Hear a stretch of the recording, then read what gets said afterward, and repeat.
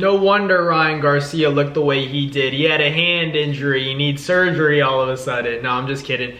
A lot of people are, taking that approach. They're sounding like and basically alluding to the fact that, Ryan is talking about how he hurt his hand and needs surgery all of a sudden, and a lot of fans are a little, sussed out, like I was pretending to be in the beginning of this video. But you can't help but think like it's interesting timing for this news to come out. I understand like you don't want to say it before the fight in Times Square because it was such a big card and everybody was counting on Ryan. He was the main name that was selling that event in its entirety, so I understand not pulling out. But a hand injury is concerning for sure. They're saying it's his right hand, and even though his money shot is the left hook, you can't help but think, that's what he uses to defend a left hook. That's what he uses, as that brick hand, and he couldn't throw it. Ultimately, maybe that's the reason why Ryan Garcia's punch output was so low in that Rolly Romero fight. But, it does make sense at the end of the day because we've seen Ryan get dropped before. We've seen him get hurt, but he never stops coming forward. You look at that Luke Campbell fight, got dropped in the second round, still went straight to Luke Campbell, got the respect of Luke Campbell,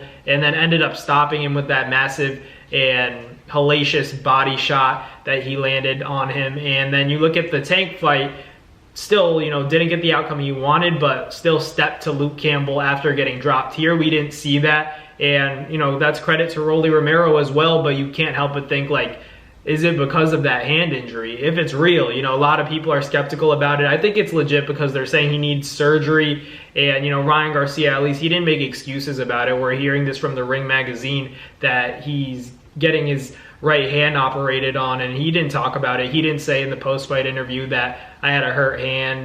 Maybe he should have, but at the end of the day, it's like a lose-lose. People are going to think he's lying regardless, but, I wish Ryan Garcia the best because I think he's still a big name. Ultimately, I think he's good for the sport of boxing because a lot of people count him out. He's a wild card. I think him and Rolly should definitely run it back. If that's the case, I think it's much more intriguing if Ryan Garcia, does have a hurt hand and he heals up. I'm curious to see what that rematch looks like or how different or how similar it would go. But I'd like to think that, if Ryan Garcia has a better hand, and he's able to throw it, we won't see him be so conservative and with such low output like we did against Rolly Romero, because that just was weird. That's not like Ryan to throw so many few punches. But part of that, like I said, is credit to Rolly Romero and his power and his strategy, the discipline to hold the phone the whole fight. He was very strict with himself in making sure he didn't get caught with a huge left hook. Ryan Garcia didn't even throw the left hand, which is supposedly not the injured one. It's his right hand that's injured, right? So there's no reason that he shouldn't be spamming that shot, let alone like the left hook is his best weapon. It's his saving grace. So like for him to have a hurt right hand, you'd think that, in this fight of all fights, you'd be spamming that left hook because that's your best shot. And you do that anyways in most fights. You look for that left hook, and this time you didn't have a right hand. Why would you not throw the left hook constantly? And I know it's easier said than done, but it's still like, it still makes me kind of question, it could go differently if he really did have an injured hand in a rematch against Rolly Romero, but it could look the same.